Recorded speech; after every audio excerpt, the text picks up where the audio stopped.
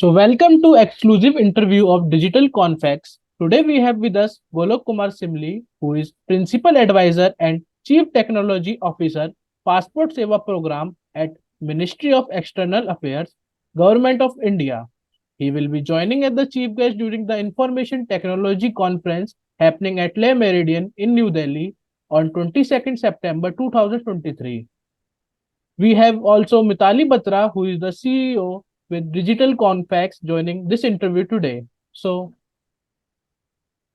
let's ask. So how? Hi Golak, welcome to the exclusive interview. Thanks, IG. And let me at the outset thanks the entire Digital Confex teams and Mitali ji for having me here. So Mitali, please ask. Pleasure. Yeah. So, Mr. Golok, let's begin up with this exclusive interview. So, before we start up with the different questions that we're going to roll it at your end, we just need to understand, more about your skill areas and what kind of a background that you have came from. Just, introduce yourself and share a brief overview of your overall professional background as a CTO. No, great, Mitali ji. In fact, I started my career with private, that is called Siemens, right? That was in the year long back. Now I started my career in 1993. That was the campus selection, and then from there on, it was a long journey. In fact, I switched to most of the time the public sector undertaking. Almost I was there for 7, 8 years in the different public sectors. Then uh, from there on, I switched to Reserve Bank of India. So I was there in Reserve Bank of India almost 2 years. And then from Reserve Bank, then I entered into e-governance space somewhere in 2004-5. And from 5 onwards, if you see now, I am fully involved in e-governance space, digital transformation space. But the entire journey, it's an interesting journey in a way, saying that we could understand how a private organization work when they deal with the project or any kind of a initiative or any kind of a product or any kind of a solution they are doing. And from that understanding, when you move to the public sector, again, you find there are certain differences when you work in private, or how the private organization deal at large when they deal with the citizens or when they deal with masses at large. So that difference we could realize in the public sector organization. But then when I switched to Reserve Bank of India, that's being a kind of a policy making body for the entire banking sector and fintech industry. Somehow we came into contact of how a policy looks like. When you formalize any kind of a banking policy or any kind of a financial solution, or in terms of making financial inclusion available with the masses. So those learnings we had in Reserve Bank of India. And that is the time, I think that was the time somewhere 2002 to 2004. And that is the time I think the IT was also taking a safe in terms of how do you make different use of IT and applications for a better cause, for a larger cause, for people cause, right? It's not only in terms of governance issue, in terms of administration issue, but also in terms of how do you increase productivity, how do you increase performance, how do you look into a kind of a holistic approach, how do you omit those silos, how do you omit those black boxes lying across the organization or across the entire ecosystem. So that is the time I think IT was happening. And from there on, then I think government also was thinking in a way, saying that how do you now transform these governance issues? How do you transform this governance problem we are in hand? And as I said, so that is the time around 2005-6, we are part of the team who actually conceptualized e-governance in India, right? It was called NEGP, National E-Governance Plan, right? And when we are conceptualizing any GP, in fact, the idea was how do we create a IT infrastructure. That time it was IT, it was not digital, in fact. So how do you create a IT infrastructure across the country? Uh, how do you kind of touch those section of society, or let's say at the village level, block level? How do you reach them? How do you connect with them? And that's why the connectivity, IT infrastructure. And then we thought, okay, fine, there is a IT infra available, connectivity available, but you need to create applications to talk to the people, right? And that is why the concept of mission mode program, mission mode project came in during that time. And then we thought, okay, all those is fine, but you create a lot of data, right? Where do you keep this data? And then the concept came state data centers. In fact, we are part of the team who actually conceptualize all these three initiatives in government of India. And definitely from there on, if I see today, especially after 2014, this new government came in, the digital India push, which we got, whatever we did, I think the multiplication factor, the replication factor, thinking at a population scale, at a mass scale, how do you transform? I think that is the push this government has given to all of us, in terms of making it inclusive, in terms of empowering people, in terms of looking for a digital economy, the kind of which you all are working, or to the adding into the overall economy. So this entire journey, since I was, as I said, right at the conceptualization, being part of a entire journey, I feel really fortunate. And seeing this transformation, whether it is passport, whether it is Aadhaar, whether it is GSTN, whether it is railway, I can name plethora of these things, right? But the most satisfaction part is, when you see a common man happy, and that common man, when we see happy at the remotest part of the country, I think that is the best part, in terms of achievement, in terms of satisfaction, in terms of delivering services to the people at large. As I said, in other sense, in terms of innovation, development, adding to the economy. So that's how it is, Mitali. That's how it is. Thank you so much, Mr. Simli, elaborating, very good for us. And, having the bunch full of experience in technology, it is a great to have your presence in the conference where you can able to add some value to the, our upcoming people who are, joining up in the technology background and industry. And, just wanted to understand as you're coming up into the conference as a chief guest, and thanks for giving us a chance to, to felicitate you as a chief guest in the conference. So, like, how much excited you are to be a part of our first conference with Digital Confex, because we have been associated for the first time. So, what excitement is, in your mind? I'm really grateful, and I'm really excited to be part of this entire event. And as we are discussing, it is always, we feel that whatever we have learned, whatever we have experienced, we must share, right? We must understand each one of us. We must collaborate among us. It's not a journey of me or you alone. It's a journey of collaboration. It's a journey of sharing. And we have also realized enough now, saying that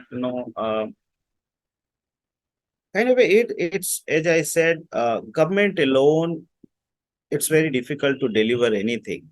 And that's why we are looking now a industry participative approach, a industry collaborative approach. And that's where you can see a lot of innovation happening in terms of new business model, in terms of PPP partnership, in terms of developing, or I'll say building your capacity in terms of manpower, in terms of resources, in terms of facilities and amenities. Let me quote a small example. For an example, the Passport Seva program itself. Uh, when we started Passport Seva program somewhere in 2008-9, that is the time we had hardly 36 passport offices across the country, right? And the kind of demand we were experiencing, no, it was mammoth demand, one side. The other side, we had limited offices, we had limited kind of a facilities and amenities to deal with. And there are a lot of silos, as I discussed before, a lot of silos, there are a lot of black boxes, right? A lot of manual intervention. And the idea was, how do I come out of all these hassles and make a hassle-free kind of environment for my citizens, right? That was the idea. And when we thought that, then we realized that no, the traditional model will anyway not work. That budgeted model is not going to work. Maybe I may ask some budget from government. Government may give us some budget of, let's say, whatever, 50, 100, 200 crore. But how do I sustain over a time? It's not about one-time exercise. It's about sustainability. It's about that kind of a quality and assurance. It's about that kind of a creation of facilities and amenities. And today, if you visit to any of these passport seva kendra, you really feel as a citizen saying that there is a government who takes care of me, right? There is a AC facility, there is a drinking water, there is a baby care room, there is a clean toiletries, So you really feel that there is someone who takes care of me, right? And to do that, as I said, that those traditional approach were not at all working. I had to think innovative in terms of engaging an industry, in terms of creating a new business model, which is win-win for us as well as for the industry. And as I said, it is for all time to come. It is not a day one exercise, right? And that's we delivered. Now, that's not me telling, it's my citizens are telling, right? And today I very proudly say that whether you apply a passport services or I say apply a passport services sitting at Delhi, Mumbai or Chennai, or a poor citizen or a citizen who is at the remotest part of the country, whether UP, Bihar, Jharkhand or MP, I don't make any difference. I deliver the same services, right? I equally give the same facility to that citizen even at the village level. But how was it possible? It looks easy to say, but how was it possible? Because we thought of a new kind of a innovations, we thought of industry collaboration, we create that capacity, we create that facilities and amenities, we create that IT enablement and leverage of IT, right?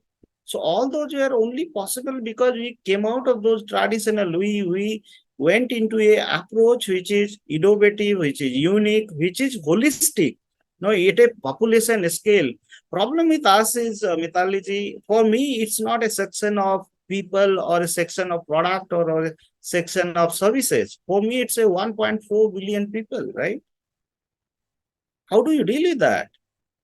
So that is what it is. That is what it is.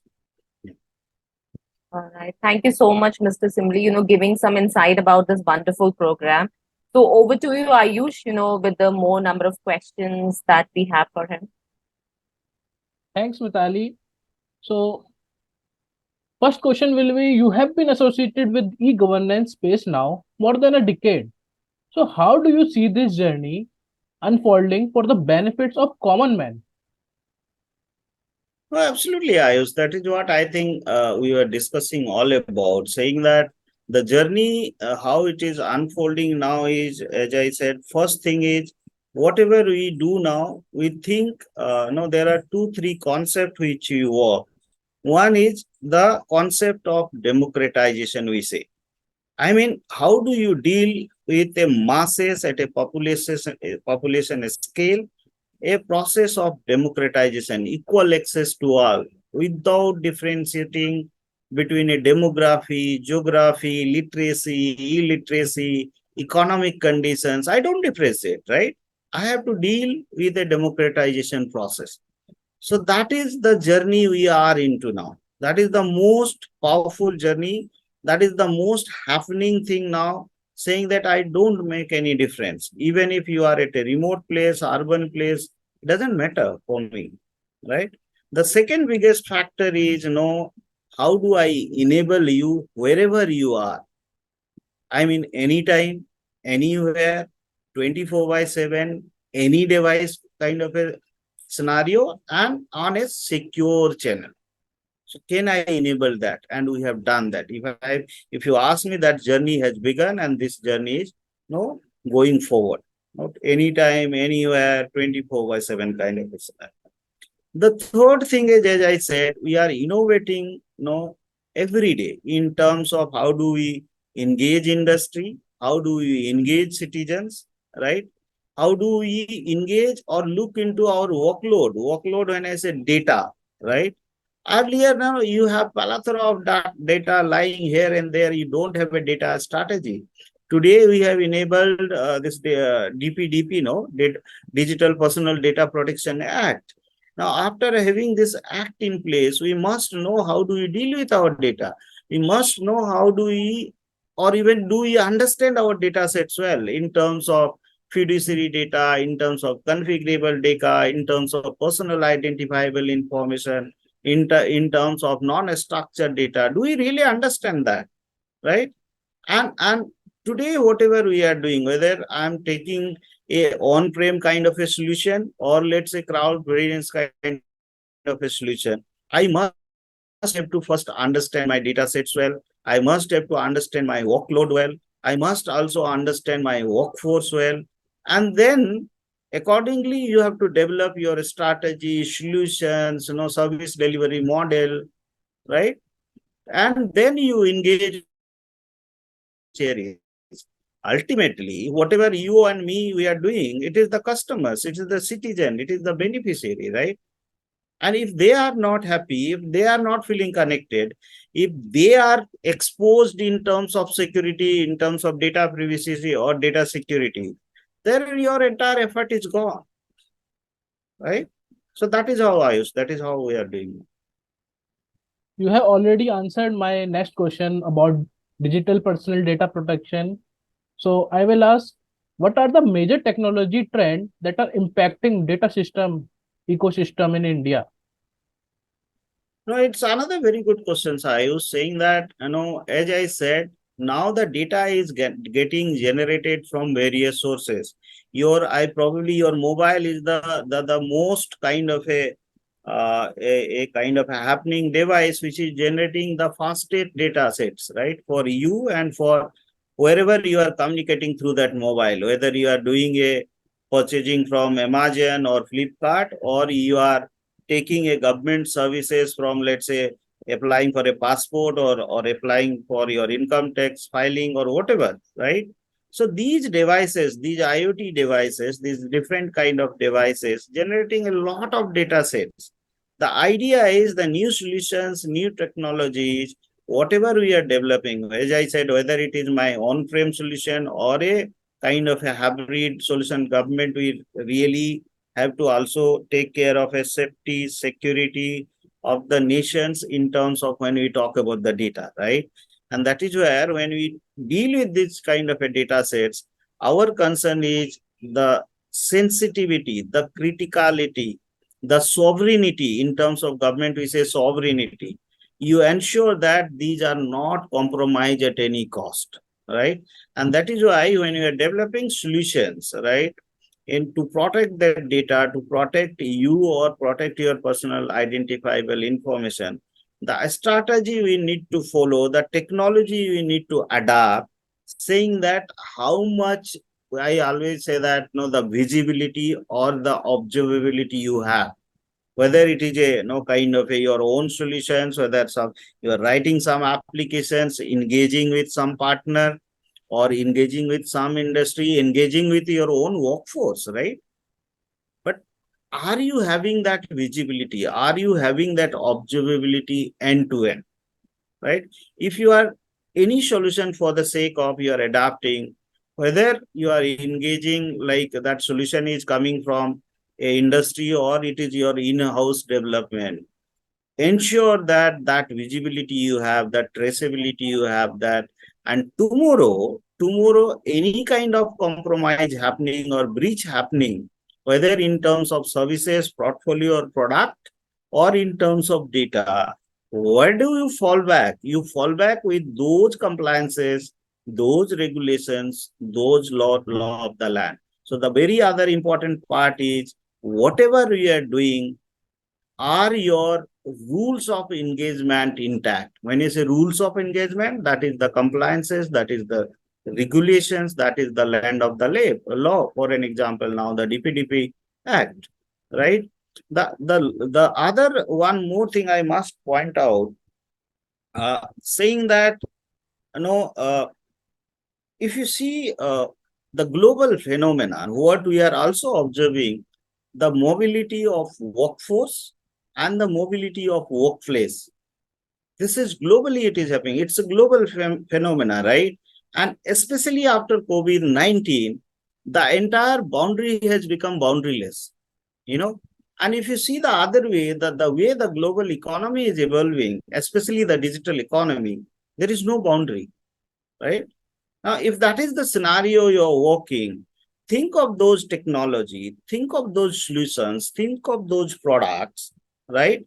Which can safeguard you when you are not only dealing with your data and people and processes in-house, but also when you are interacting, servicing, delivering external entities. External entities, when I say, whether it is a citizen, beneficiary, or customer, or maybe it is your own partner, right, in the process, or maybe it's a cross-border transactions.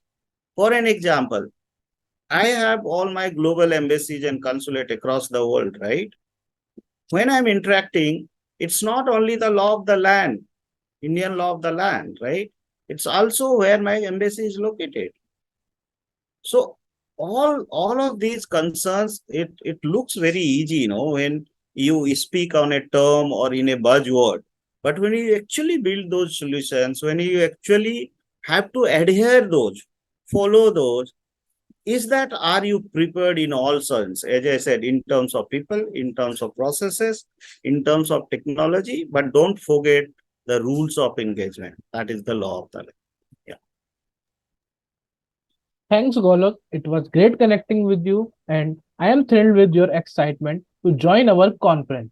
So, any words for our participants who will be joining in this conference? No, I'm eagerly waiting for to meet all of you in person, and equally waiting for a very kind of a energetic and vibrant participant. And we always love to share Absolutely. our experience to all of you. Thank you. Absolutely. So before, we close and very quickly because we only have 5 minutes. So, Mr. Simli, outside of your professional role, do you have any interest or hobbies that you find particularly enjoyable that can, that also help you maintain a work-life balance? No, absolutely. I'm a movie goer. In fact, I love movies. So Okay. I think tomorrow itself I'm going to go and watch Gadar 2.